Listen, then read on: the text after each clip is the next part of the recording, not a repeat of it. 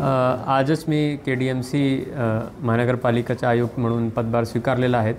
आपले क्षेत्रात आता नागरिकांना चांगली सुविधा कसे भेटावी याच्यावर आमचं लक्ष राहणार आहे। माननीय मुख्यमंत्री महोदय आणि प्रशासनाने सूचना दिलेली आहे की प्रशासन आपला लोकाभिमुख व्हावं, सिटीजन केंद्रबिंदू असावा, सगळी सुविधा त्याला वेळेवर भेटली पाहिजे, हेच आमचा एक मुख्य उद्देश राहणार आहे।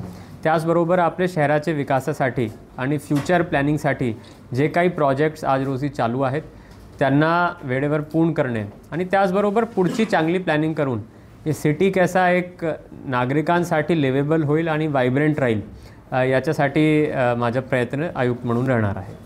आपल्याकडे आता काही महानगरपालिकाची शाळा आहेत, तिथे इन्फ्रास्ट्रक्चर मग क्वालिटी ऑफ एज्युकेशन या दोन्ही गोष्टीवर पॅरलली काम करण्याचं माझा मानस राहील, जेणेकरून तिथे जे मुलं मुली शिकतात त्यांना दर्जेदार गुणवत्ता शिक्षण कसे भेटेल।